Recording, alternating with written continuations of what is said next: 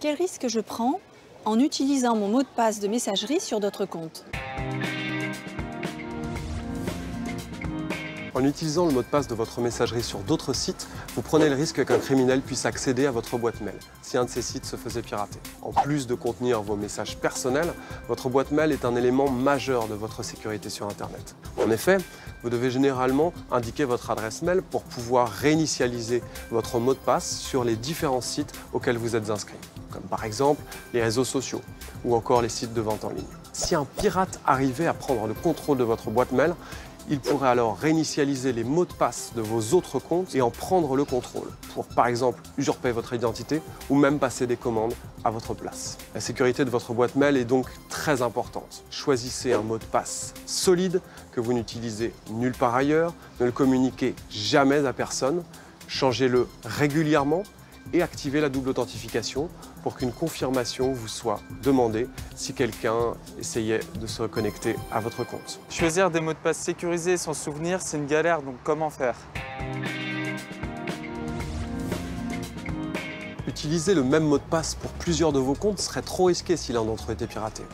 Afin de sécuriser vos comptes, il est essentiel que vous utilisiez des mots de passe complexes et qu'ils soient différents pour chacun de vos comptes. Pour être efficace, un mot de passe doit contenir des lettres, des chiffres, des majuscules, des minuscules, ainsi que des caractères spéciaux. Si vous couplez ces critères avec un nombre de caractères compris entre 8 et 12 au minimum, vous augmentez le niveau de complexité de manière significative et il sera d'autant plus difficile à deviner. Pour mémoriser simplement vos mots de passe, choisissez une méthode connue de vous seul, un moyen mémotechnique. Vous pouvez aussi utiliser un gestionnaire de mots de passe sécurisé. Il en existe de nombreux, gratuits ou payants, qu'il ne faut pas hésiter à comparer. Je souhaite sécuriser mes comptes. On m'a parlé de la double authentification. Qu'est-ce que c'est?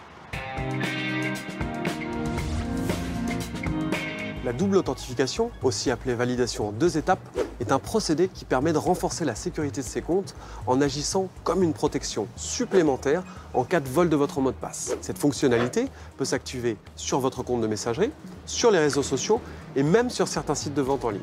Elle vous envoie par exemple un SMS contenant un code que vous devrez donner pour prouver votre identité après avoir renseigné votre mot de passe. Ainsi, si une personne malveillante essayait d'accéder à votre compte avec votre mot de passe, elle serait bloquée et vous recevriez une alerte vous notifiant que quelqu'un a essayé de s'y connecter. Il faudra alors changer de mot de passe immédiatement pour bloquer une éventuelle tentative de connexion et de piratage de votre compte. Quel risque je prends en me connectant sur les réseaux Wi-Fi gratuits?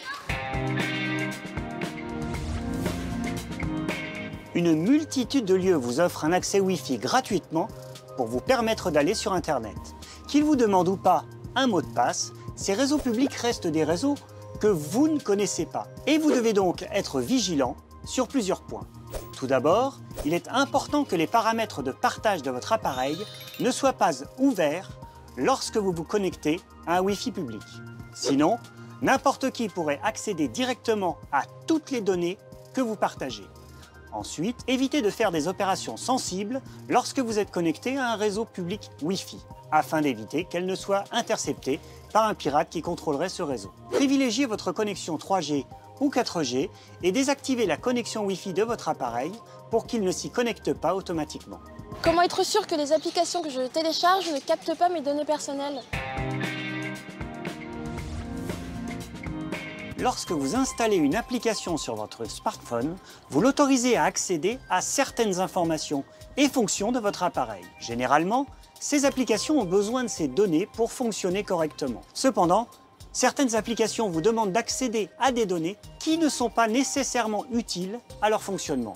Et cela peut constituer une intrusion dans votre vie privée, voire potentiellement une faille de sécurité pour vos données. Ne téléchargez vos applications que depuis une plateforme officielle, comme par exemple l'Apple Store ou le Google Play Store, car ces plateformes contrôlent les applications qu'elles mettent à votre disposition. À l'installation et lors des mises à jour, il est important que vous examiniez attentivement les droits demandés par une application et que vous les acceptiez ou les refusiez en toute conscience. En cas de perte de mon smartphone, que dois-je faire en priorité? Premièrement, vous pouvez tenter de localiser votre appareil à distance s'il est allumé. Deuxièmement, Si vous ne le retrouvez pas, vous devez immédiatement changer le mot de passe de votre compte Google, Apple ou autre, pour éviter qu'il ne soit utilisé à votre insu. Troisièmement, vous pouvez verrouiller ou supprimer à distance vos données pour qu'elles ne tombent pas dans de mauvaises mains. Quatrièmement, faites bloquer votre ligne par votre opérateur téléphonique. Et enfin, si votre téléphone a été volé, déposez plainte à la gendarmerie ou au commissariat en fournissant votre numéro IMEI. L'IMEI, c'est le numéro de téléphone et en particulier de série de votre smartphone que vous pouvez récupérer sur la boîte ou alors en tapant sur votre clavier étoile dièse 06 dièse.